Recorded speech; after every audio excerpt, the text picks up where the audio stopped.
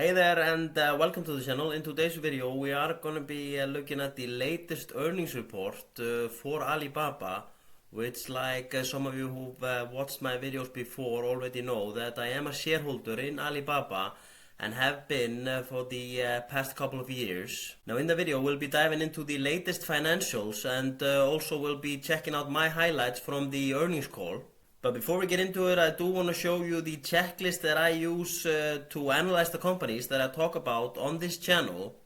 If you go to the link in the description, which is my website, and you put in your email address, you can find the checklist here. And here you'll open up the checklist, which currently contains about 120 items. And you also have the examples or the explanation here if there's something on the checklist that you don't understand, and you have to go here to file and make a copy to be able to edit the checklist yourself. So let's dive into the financials for Alibaba, and as we can see there is a very slow growth in their core business, which is the Taobao and Tmall group, which only grew by 6% year over year. But if you followed Alibaba for some time, you weren't expecting a lot more growth year over year than about 6%. But this growth is the 9 months ended in 2023 compared to 2022.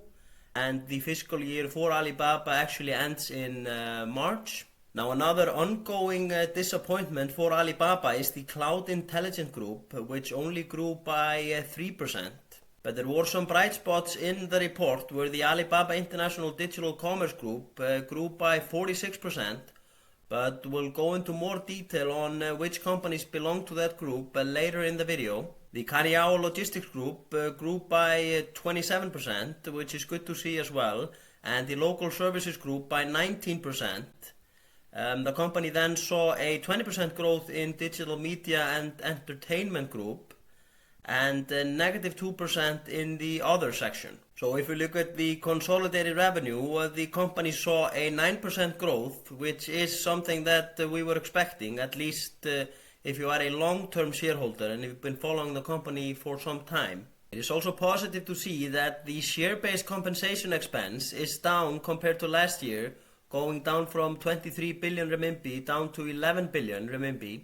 Net income is also up from 43 billion up to 70, which is a 62% difference.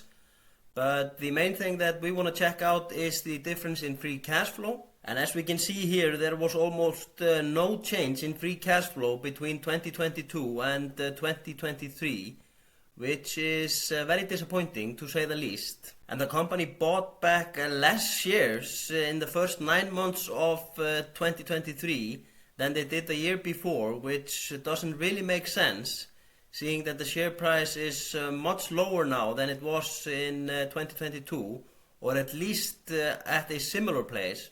So management should really be ramping up the share buybacks. Now Alibaba has a very healthy balance sheet where we can see here that the cash balance that they have is $91 billion, which is a little bit more than 50% of the market cap, which is crazy to think about. And if you deduct all the money that they owe, their net cash position is 68 billion. So there are no problems there. They have plenty of cash. But the problem is that the management team of the company, they're really not that good at allocating all of that cash. The biggest moneymaker for Alibaba is the Taobao and Tmall group. And if you look at the profitability of that group, we can see that the adjusted EBITDA only grew by 4% year over year, which is not that much. But seeing that the Chinese economy is currently in a deflationary state, 4% is pretty decent, but as a long-term shareholder in Alibaba, I wouldn't expect more than about 4 to 6, maybe 7% growth year over year in the core business. Now the next group we're going to talk about is the Cloud Intelligence Group, which has been a big disappointment for shareholders. And we can see that the EBITDA grew by 51% year over year, which sounds impressive, but it really isn't if you look at the revenue growth, which was only 3%. Moving on to the Alibaba International Commerce Group, which has well-known companies like Alibaba.com and AliExpress, and fast growers like Lazada and Trendyol.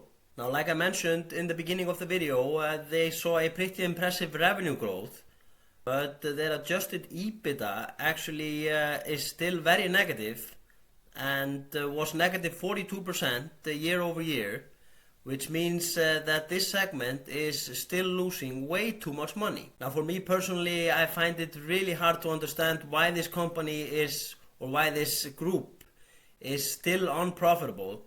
I just think there is a huge lack of financial discipline, and if they were to bring somebody in that has a very good record of turning companies around, I think this could be a very profitable group for the Alibaba conglomerate. Now, moving on to the Cainiao logistics network, but there was some good news there, where they saw a very healthy growth in revenue and are also turning profitable, which is good to see.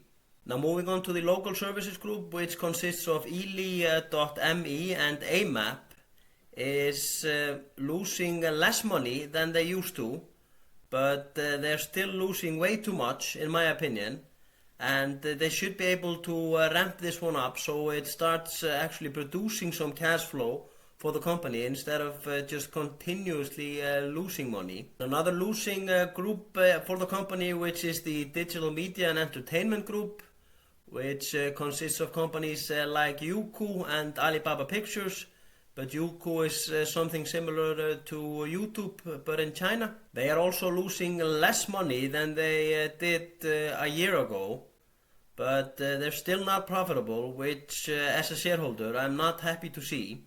I think that the management team of Alibaba thinks too much like they are a small startup rather than the big conglomerate that they are. So I do think they're allowing these companies to stay in negative cash flow territory for way too long. But that's just my opinion. Now finally we have the All Others group, which are the companies that the management team didn't know where to place. But you have companies like DingTalk, Alibaba Health, Fresh Hippo and Sun Art Retail Group. And like most of the other groups, they are losing a significant amount of money. But as we can see, Alibaba has these 7 groups and only 3 of them are actually profitable. And it isn't even that long ago that the Cloud Intelligent Group turned profitable and the Cainiao Logistics turned profitable. So you have those 3 and the majority of the profits actually coming from the core group, the Tmall and the Taobao. Now, like I mentioned in my last video about Alibaba, I thought originally when I invested in the company that most of these groups would turn profitable very quickly, or at least in a year or 2. But that has not been the case, obviously. Next up, we're going to take a look at share buybacks, but the company bought back about $3 billion of stock in the quarter, which brings it up to a total of $9.5 billion for the 2023 fiscal year, and the board of directors have approved an increase of $25 billion to their share repurchase program, which is through the end of March of 2027. Now that sounds like a lot of money, but it actually isn't. If you look at the numbers that they talk about here, that the share repurchase program resulted in a net reduction of 3.3% in the outstanding shares in 2023, which is really not that much. And continuing with the share repurchases, if we look at the highlights from the earnings call, we can see that the management is targeting to achieve at least 3% in annual reduction in total shares outstanding for the next 3 fiscal years, which is a very low number in my opinion, and very disappointing to hear that they are targeting such a small number, seeing that both the management team and the long-term shareholders do agree that the intrinsic value of the company is much higher than the current stock price. So the company should take advantage of that and buy a lot of the stock back while the prices are so low. Now there might be some regulatory restrictions in China that I don't know about, which limits the company to only buy about 3% of their market cap back in one fiscal year, and the management team talks about in the earnings call moving money offshore or to their offshore account, which might indicate that they have some problems in moving money from China to their offshore accounts to be able to buy back a lot of the stock. And here we can see an analyst asking that very question, and he also asks about an update on the potential IPO of Freshippo and Trendyol. And in answering that question, Toby Xu, the CFO of Alibaba, is very vague in his answers, and I couldn't really understand what he was talking about. But here he says that a certain percentage of the cash actually is sitting offshore, where we can use it to do the buyback. On the other hand, we also have a good channel that we can dividend the cash out to offshore, that we can further leverage either to make investments in our offshore business as well as using those sort of cash to do the buyback. Now, I'm not sure if that's a vague answer or some bad translation from Chinese, but at least I didn't quite understand what he was talking about. And then he mentioned that they are very under-leveraged, which is something that I agree with. And if they need it, they can increase the leverage also to sort of get sufficient cash for us to do the share buyback. So is he talking about borrowing money to buy back shares? Now, why would you want to borrow money to buy back shares when you have over $90 billion in cash? Now, it might just be me misunderstanding what he's saying, but that sounds very dubious to me. And regarding the IPO of Freshippo and Trendyol, we can see that they seem to be backing out of those plans, as the market conditions are not in a state where they believe they can get the intrinsic value of these businesses if they put them out to an IPO, which I tend to agree with. Now, Joe Tsai talked about on the last earnings call improving return on invested capital from single digit up to double digit. And Toby Xu does say that they will be doing things differently by focusing on their core businesses, which is the e-commerce and cloud computing. My last highlight from this earnings call is from Eddie Wu, the new CEO, where he is talking about the math of the so-called shareholder yield for Alibaba. But shareholder yield is how much they are buying back and also how much they are paying out in dividends. So like I mentioned, they are buying back 3% of the company per year, and the dividend yield is about 1.4%. So if you combine that together, the buyback and the dividend yield, you're looking at a 4.4 or 4.5%, which he mentions is actually quite close to the 10-year treasury yield. So if you buy Alibaba stock, it's like you bought a 10-year treasury bond with the upside of the stock appreciation. Now, this is a very weird comparison from Eddie Wu, since I do think the company should be using more of their cash to buy back stock aggressively and pay out special dividend, at least until they can show shareholders that they can put the money to better use by investing within the company. But so far, the return on invested capital has been so low that they should really be returning the cash back to the shareholders. If you have watched the whole video through, you probably see that I have somewhat of a negative sentiment towards Alibaba. And you're probably correct on that one, where I thought I was buying a wonderful company at a fair price, but really I was buying a pretty decent company at a pretty fair price.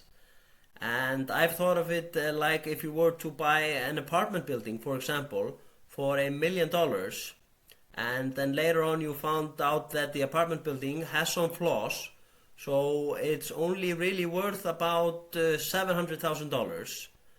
And then somebody keeps offering you $350,000 or $400,000 for the apartment building, then you have to ask yourself, would you be selling the apartment building for $350,000 or $400,000, even if you knew that it's probably worth around $600,000 to $700,000, even though you originally bought it at $1 million? You might sell it if you needed the cash, but otherwise, what's the point in selling it if you don't need the cash and you know you're getting a lot less than the intrinsic value of the apartment building? That's the way that I think about Alibaba right now, but that doesn't mean I won't sell it in the next year or in the next 5 years. I don't know what's going to happen, But at the moment, I'm not really happy with how the management team is tackling the problems that Alibaba has. But that's it for the video today. I do want to ask you to like and subscribe to the channel if you haven't already. I want to thank you for watching, and I will catch you on the next one.